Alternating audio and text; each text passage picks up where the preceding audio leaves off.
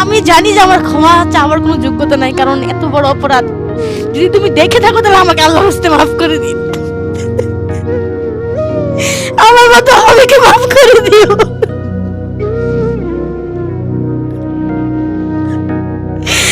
যে তোমার ভালোবাসা বুঝতে পারে নাই।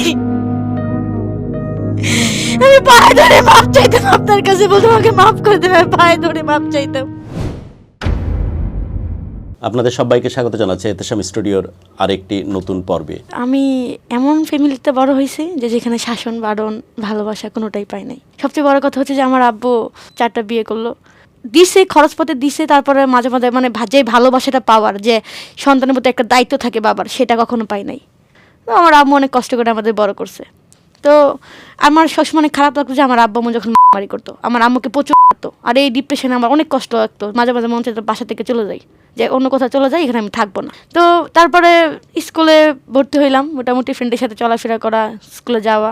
এর মধ্যে আবার একটা ছেলে আমাকে পছন্দ করছে, তো দুষ্টামি করে বলছে আমার বাসায় চলে যান, বিয়ে করে ফেলবো নি। আমি আর সে ছেলেদের প্রতি কোনো ই নাই, যে আব্বু যে মারামারি করে, আমার অনেক জিদ, ছোট থেকে জিদ, আমি কখনো বিয়েই করবো না।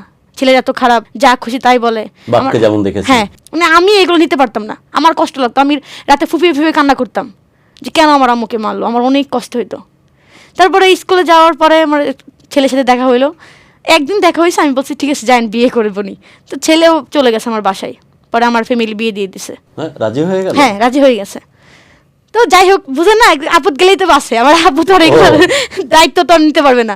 এই একটা কমে গেলে আর বেশি ভালো হইলো। যাক, ছেলেটা অনেক ভালো ছিল, অনেক ভালো ছিল, উনি আমাকে অনেক ভালোবাসতো, কিন্তু আমি তো ওনাকে ভালোবাসি। আমি তুই আমাকে আসবি না, আমি তোর পছন্দ করি না। উনি অনেক পায়ে ধরছে আমাকে, সবসময় আমাকে রাখার জন্য অনেক চেষ্টা করছে। 2 দিন পর চলে আসতাম। বাট সে আপনাকে খুব ভালোবাসে, অনেক ভালোবাসতো, আমাকে অনেক কেয়ার করছে। একটা মানুষ যতটুকু কেয়ার করা সে করছে, অনেক চেষ্টা করছে। আমি রান্না করি নাই, ও রান্না করছে আমার জন্য, ও কাপড় চোপড় ধুয়ে দিছে। আমি ফ্রেন্ডের সাথে গেছি রেস্টুরেন্টে, দামি দামি খাবার খাইছি, পিৎজা, বার্গার। আর ও তো ছোটো ছোটো খাবার পছন্দ হইতো না, তুই যেমন তোর চয়েস এমন, মানে অনেক গালাগালি করছি। তারপর ফেসবুকে এই যে তারপর ফোন কিনলাম, ফোন কেনার পর ফেসবুকে তখন তো দেখি আইডি নাম হচ্ছে রাহুল ইসলাম, ফরহাদ খান, ইমন চৌধুরী, আমাকে গ্রুপকে অ্যাড করেছে। আমি বলছি আপনার ছেলেরা এত ফাজিল কেন, আমাকে গ্রুপে অ্যাড করেছেন কেন? হুট করে বলতেছে না না আপু, এটা ছেলে না তো, সবাই মেয়ে। আমাকে মেয়ে মানে ভিডিও কলে সবাই আসে, দেখি অনেক সুন্দর সুন্দর মেয়েরা, কেউ হচ্ছে তার বাবা ইঞ্জিনিয়ার, কারো বাবা প্রফেসর। এসব ছেলে নাম দিয়ে ওরা মেয়েরা একসাথে আড্ডা দেয়, আড্ডা দিচ্ছে সবাই, হ্যাঁ আড্ডা দিচ্ছে। আমি তো তখন ফার্স্ট ঢুকে পড়লাম, শেষ। যাও একটু হতো, ওই হাজব্যান্ডকে রান্না বান্না করে খাওয়াইতাম, একটু হলে তো কথা বলতাম। এরপরে সবসময় ফোন নিয়ে পড়ে থাকতাম, মানে ফোন আর ফোন, সবসময় গ্রুপে চ্যাটিংয়ে ইত্যাদি, দেখা করা বলেন, ভালো একটা পোস্ট করলে লেখালেখি বলেন, সবসময় থাকতাম। আমি আর সে ছেলেদের প্রতি কোনো ই নাই, যে আব্বু যে করে, আমার অনেক জিদ, ছোট থেকে জিদ, আমি কখনো বিয়েই করবো না। ছেলেরা এত খারাপ, যা খুশি তাই বলে। বাপকে যেমন দেখেছি, হ্যাঁ, মানে আমি এগুলো নিতে পারতাম না। তারপরে আস্তে আস্তে একটা মেয়ের সাথে আমার পরিচয় হয়। ওই মেয়েটার বাবা মা হচ্ছে চলে গেছে বাহিরে। পরে বলতেছে যে আমি তোমার সাথে থাকতে চাই, তুমি কে রাখবা? আমি বলছি আমি রাখবো। তারপর ওই মেয়ের সাথে কথা বললাম, ওর টিকিট করে চলে আসলাম, ওর বাসায় নিয়ে আসলাম।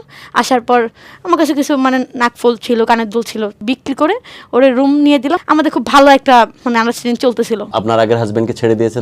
তখন ছেড়ে দেই নাই, মানে ওর সাথে কথা বলি না। ওই যে বললাম না যে চলে আসি 2 দিন পর পরে বাড়িতে, একসময় ও বিরক্ত হয়ে গেছে, আর কতবার ও খবর নেয় না আর কি। তখন ওই মেয়েটা অনেক কথা বলতো, যেহেতু আমি একটু তার থেকে বড় ছিলাম। তারপর আমি চাকরি ইন্টারভিউ দিলাম, চাকরি হয়েও গেল, 3-4 মাস হয়ে গেছে। পরে আমার দিয়ে চাকরি অনেক কষ্ট হয়, রাতে 12টা আর 10টায় আসতে হয়। পরে আমার হাজব্যান্ডকে আমি ফোন দিলাম, বললাম তুমি চাইলে সাথে থাকতে পারো। ও তো আমার জন্য একদম পাগল। তারপর ও চলে আসলো, আসে 2টা রুম নিল। তো ও কি করতো, বলতো বাবু তুমি কি খাবা? আমি বলছি আমি এটা খাবো। ও রান্না করে দিয়ে যাইতো, মাঝে মাঝে খাবার কিনে নিয়ে আসতো।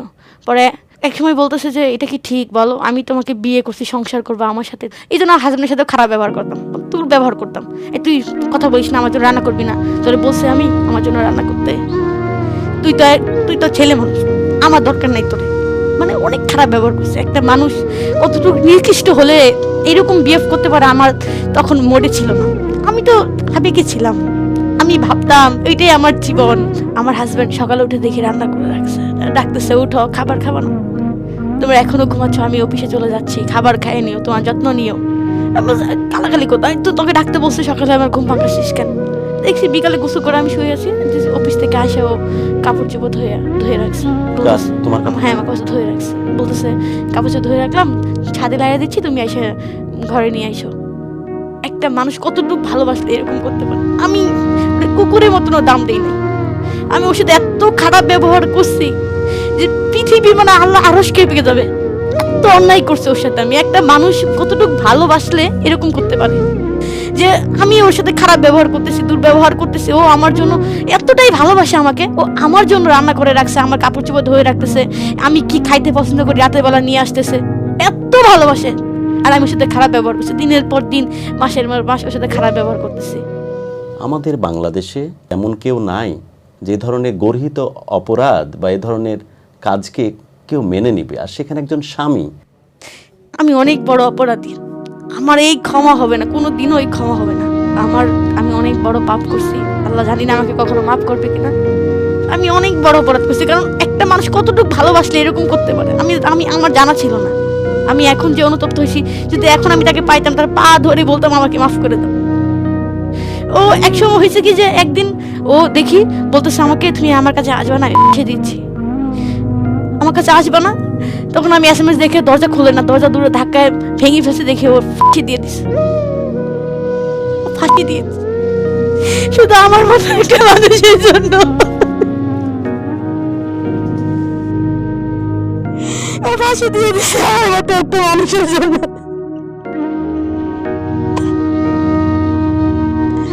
ও অনেক সুন্দর ছিল, ওর চেহারা মানে ওর চোখে, ওর চোখ দিয়ে গাল দিয়ে মানে যে কি বলবো লাল যে রগগুলো বের হয়ে পড়তেছিল। আমি ওর পায়ে ধরে বলছি নামেন তো নামেন, আমার ভুল হয়েছে, নামেন, আপনি নামেন। বলো তুমি আমাকে ছেড়ে যাবো না, বলো, তাহলে আমি নামতেছি। তুমি যদি একটু দেরি করতে তাহলে তো ওর জীবনটাই চলে যাইতো যদি আমি একটু দেরি করতাম।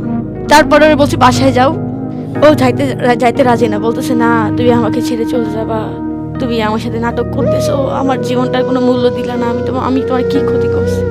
বলছে আমি এটা পরে দেখছি, বাসায় যা বেড়ায় আসো। তখনও তোমার হাজবেন্ডের প্রতি মায়া কাজ করতেছে না, না? মায়া কাজ করে নাই, মানে ফাঁসি দেওয়ার কারণে ভয় পেয়ে গেছে, পর বাসায় বসে বাসায় যাও। হ্যাঁ, মায়া কাজ করে নাই। এইগুলো আমার হাজবেন্ড আমার বাসায় বিচার দিছে, আমার ফ্যামিলি তো আমাকে বের করে দিছে, বলছে আর কখন বাসায় আসবি না। তারপর আমার বান্ধবী বলতেছে যে ও বাসায় যাবে, তারপর চলে গেছে বাসায় যাওয়ার পর আমি ফোন দিছি, ও শুধু বলছে আমি আসছি, এরপর আমার নাম্বার ব্লক, সব জায়গা থেকে ব্লক। ভাবলাম হয়তো মা আসছি বাইরে থেকে। আমি 1 মাস পরে দেখি সে ফেসবুকে ট্যাগ দিছে যে বিয়েটা করেই ফেললাম, শাড়ি পরে আসে। তখন তোর হাত যে ধরছে, মুখটা সে স্টিকার দিয়ে রাখছে মুখে, হাতের মধ্যে দেখি আমার হাজবেন্ডের হাতের মতন। বলো কি? আমি আবার আরেকটা চিন্তা কল দিচ্ছি, যেটা ব্লক করে রাখছে আমাকে। আমি সত্যি করে বলো ওই ছেলেটাকে আমার হাজবেন্ড না? ও বলে না, তুমি ভুল ভাবতেছো, তোমার মাথা নষ্ট হয়ে গেছে, তুমি একটা পাগল, এটা তোমার হাজবেন্ড না, ফোন রাখো, এটা বলে ফোনকে রেখে দিচ্ছে। আমি ওর কথা বিশ্বাস করে ফেলছি যে ও কখনো এটা করতে পারে না। তারপরে আমাকে আমার হাজবেন্ডে কল দিছে, পরে যখন আমাকে স্ক্রিন ভিডিও করে দেখাইছে আমার হাজবেন্ডে, তখন দেখছি পাখি আরো যা হয় বিয়ের পরে সব কিছু ভিডিও করে রাখছিল, স্ক্রিনশট দিয়ে রাখছিল, ছবি একসাথে তোলা, সবগুলো ছবি দেখছি। এটা সেই বান্ধবী যাকে আমি অনেক ভালোবাসতাম, যার কারণে আমি সব কিছু হারাই ফেলছি। আমি অনেক ভুল করছি, আমার কখনোই ক্ষমা হয় না। আমি স্বীকার করি যে আমি যে অপরাধ করছি, আমি অনেক বড় অপরাধ করছি, যার কোনো ক্ষমাই হইতে পারে না। আমি আমার বাবা মাকে কষ্ট দিছি, আমি আমার হাজবেন্ডকে কষ্ট দিছি। আমি ভুল করছি না, আমি নিজের সামনে আমার সুখ বিসর্জন দিয়ে দিছি। আমি পাপে ডুবেছিলাম, কারণ এত কেয়ারিং তোর মতো কপাল পোড়া মেয়ে আমি দুনিয়াতে দেখিনি। আমি সত্যি কপাল পোড়া। আর আমাকে কখনো মাফ করবে না। আল্লাহ রাব্বুল আলামিন তোমার বিধান, ধর্মের বিধান কত মারাত্মক। আমি অনেক বড় ভুল করছি। আমি রাতে ঘুমাইতে পারি না এগুলো যখন মনে হয় যে আমি কত বড় পাপ করছি। ধর্মকে বাইপাস করে কোনোভাবে ভালো থাকা যায় না, এর একটা বড় এক্সাম্পল। এটা কখনো সুখের জায়গা না, সুখের জায়গা না। আমরা অনেক বড় পাপ করতেছি। ডিভোর্স হয়ে গেছে? না, ডিভোর্স হয় নাই। ক্ষমা মনে হয় চাওয়া হয়নি, চাইলে ক্ষমা চাইতে পারো। ক্ষমা চাওয়ার মুখ তোমার আদৌ আছে কিনা আমি জানি না, আমার নাই। আর সবকিছুর ঊর্ধ্বে গিয়ে আল্লাহ সুবহানাহু ওয়া তাআলা, তিনি তো চাইলেই তার বান্দাকে ক্ষমা করতে পারেন। যদি খাস নিয়েতে আজকে লক্ষ মানুষকে সাক্ষী করে ক্ষমা চেয়ে ফেলতে পারো, আর মাবুদ যদি ক্ষমা করে দেয়, তাহলে এর চাইতে বড় প্রাপ্তি আর হতে পারে না। যদি আমি জানি যে আমার ক্ষমা চাওয়ার কোনো যোগ্যতা নাই, কারণ এত বড় অপরাধ আসলে দুনিয়াতে যারা করে তাদের শাস্তি দুনিয়াতেই হয়, আমি সেটা বুঝতেছি, আমি সেটা দেখতেছি। আমি ওকে এখনো দেখি নাই, আর এরপরে কথা হয় নাই। যদি তুমি দেখে থাকো তাহলে আমাকে আল্লাহ বুঝতে মাফ করে দিন, আমার মতো আমাকে মাফ করে দিও।